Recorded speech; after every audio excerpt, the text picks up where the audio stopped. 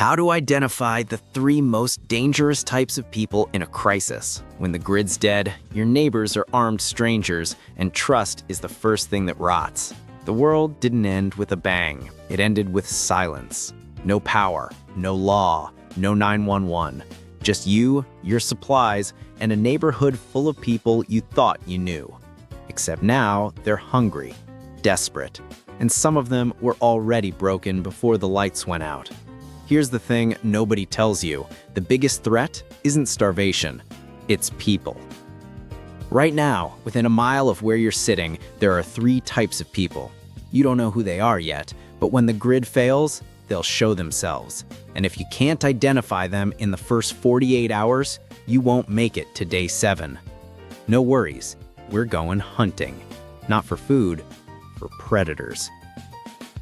Type 1, the hollow man. Nothing left to lose. Picture this, a guy who's lost his family, his home, his future. He's standing in the ruins of what used to be his life, and his eyes, empty. Not sad, not angry, just gone. That's the hollow man, and he's the most unpredictable threat you'll face. Why? Because consequences don't exist for him anymore. No family to protect, no future to plan for, no reason to hold back. When someone has nothing left to lose, they'll do anything. Steal your last can of beans, burn your shelter, attack you over a rumor, and they won't flinch. How to spot them? Watch for erratic behavior. Mood swings that flip like a switch. Calm 1 second, screaming the next. Reckless decisions, disproportionate rage over minor things. Someone snaps at you for looking at them wrong? That's not just stress, that's a fuse about to blow. They'll also isolate themselves, not in a "I need space" way, in a "I'm planning something" way. They stop engaging, stop talking, just stare into the fire like they're rehearsing their last act. How to handle them? Distance, immediately. Don't try to fix them, don't play therapist, you're not equipped and they're not interested. If you have to engage, use de-escalation. Speak calmly, don't make promises, don't challenge them. Let them feel heard without giving them power. Sometimes that's enough to buy you time. But here's the hard truth. Sometimes empathy isn't enough. If they're putting your group at risk, you cut them loose. You can't save everyone, and if you try, you'll drown with them. Now, meet type 2, the operator. Violence is his language.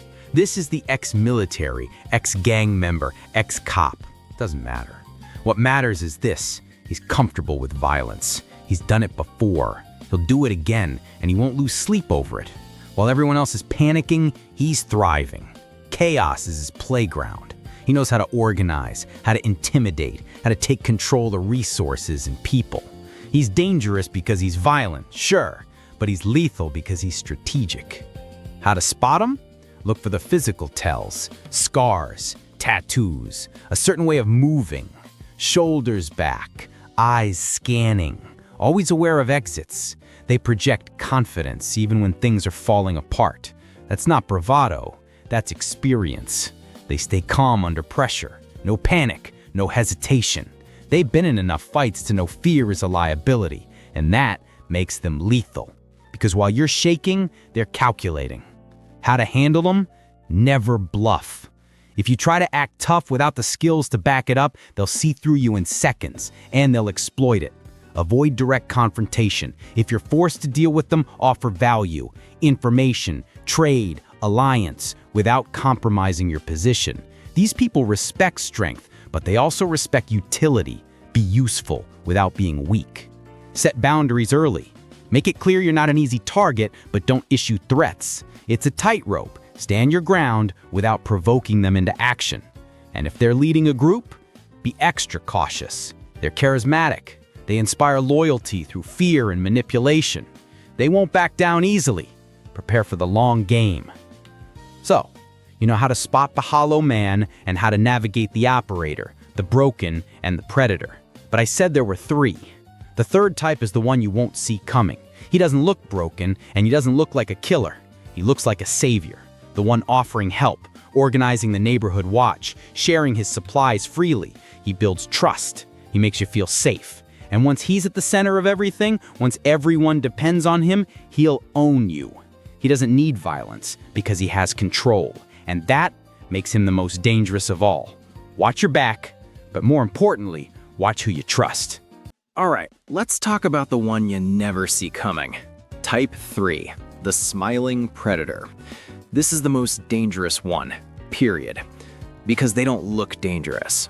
They're friendly, helpful, they'll offer you food, share their fire, ask you how you're holding up, and the whole time they're studying you, learning your weaknesses, waiting for the perfect moment to strike.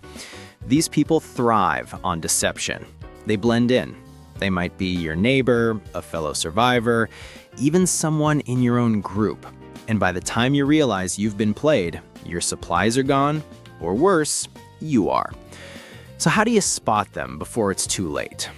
Look for the subtle tells, the over-the-top charm. They're too eager to help. They ask just a few too many questions about your supplies, your plans, your weak spots. They'll frame it as concern, but it's reconnaissance. Watch for the story that doesn't add up. Details shift. They get cagey when you ask about their past. Liars always slip. You just have to be listening. And here's a big one. They isolate individuals. That little private chat away from the group, that's them testing loyalty, gathering intel, planting seeds of doubt. It's classic divide and conquer. Handling them is a chess match. Don't confront them directly. They'll just deny everything and turn the group against you. Instead, you create distance. You protect your resources, lock down your sensitive information. And if they're already embedded in your group, you have to make the hard call. You remove them before they cause the damage you know is coming. This is not paranoia. This is survival. This brings us to the master skill, reading people before they ever become a threat. This isn't about labeling people good or bad. It's about understanding human behavior under extreme stress and using that knowledge to stay alive. First, watch for past behavior. People with a history of violence or manipulation will always revert to it under pressure. If you know their background, use it. Next, stress responses. The person who's barely holding it together will lash out if pushed. The one who's too calm, they might just be biding their time. And the body language? It screams the truth. Tense posture, clenched fists, avoiding eye contact or staring way too intensely, nervous fidgeting, pacing. These are all signs of someone on the absolute edge. And listen to their speech. Rambling, over-explaining, asking too many personal questions. Red flags. The key is using this psychology to your advantage. If someone needs to feel in control, let them think they are, while you quietly steer the situation.